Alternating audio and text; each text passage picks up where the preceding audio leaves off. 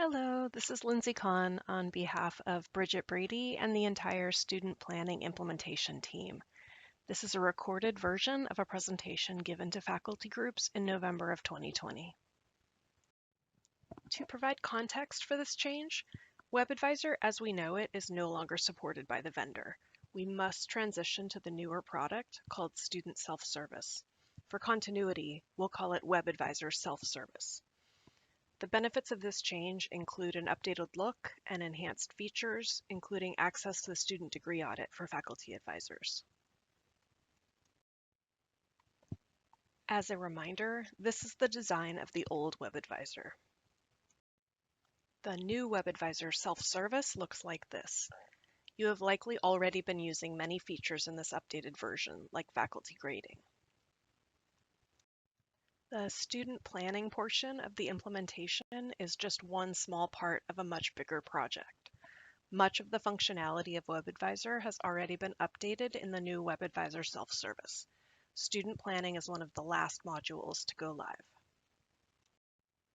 There are many benefits for students in this new version, including simplified registration, a visual representation of progress, and an integrated course catalog. This is the current WebAdvisor registration module. As you can see, it is complicated to view and students often miss steps in their first attempts to register.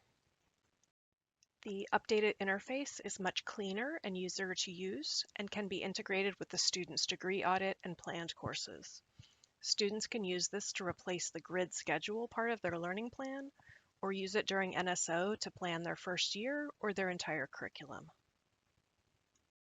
Students and faculty can view the required courses on the degree audit, as this shows for a clinical student.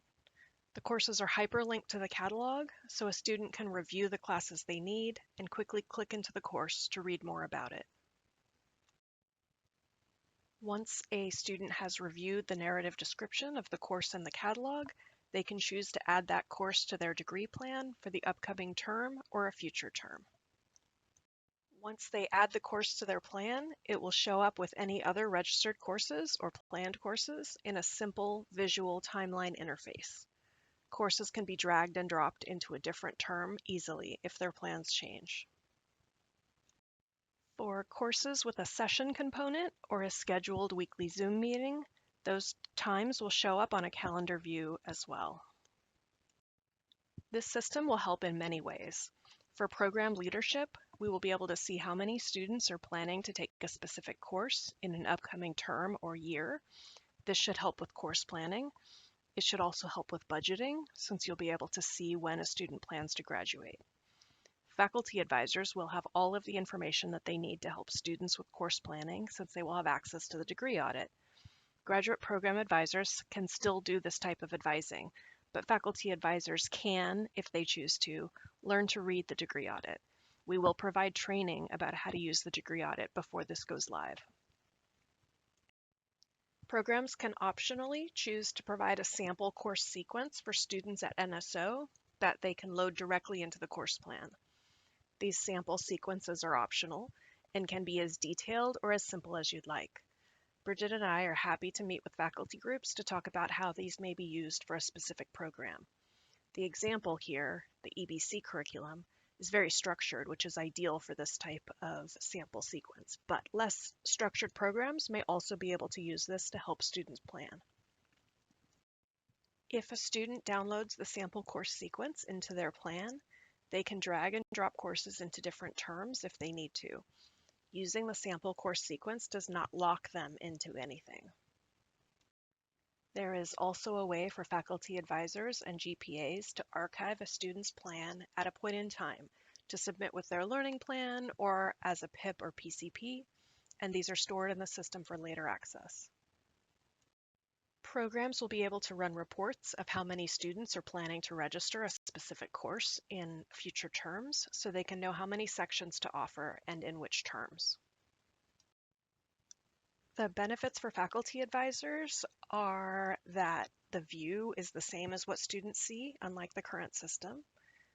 Faculty advisors will be able to view a student's tracking sheet, degree audit, plan, schedule, and the course catalog all in one place. There is a place for students or advisors to leave notes that will be viewable by other advisors so we can keep track of special student situations. Students will also have the ability to request a review of their planned schedule. We anticipate that graduate program advisors will respond to these requests, but faculty advisors will also be able to see the request. The course plan shows prerequisites and other important information about each course to avoid registration errors. When registration opens for a new term, students will be able to push a button from this page to be registered for all the classes on their plan. Similarly, the timeline will show prerequisites and will highlight if a student is planning a course before its prerequisite. This is what the degree audit looks like. It is split into milestones, and a completed milestone is collapsed to take up less space. The tracking sheet looks just the same as you're used to and can be easily downloaded as a PDF. And finally, this is our updated timeline. We cannot postpone this launch without there being a lapse in service for students. Where faculty will go for information about students will change slightly, but not drastically. Trainings will be provided as soon as we can finalize the setup.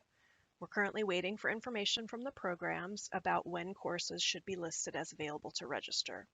For instance, if a course is never offered in the fall, we will program it to only be allowed to be planned in the spring and summer terms.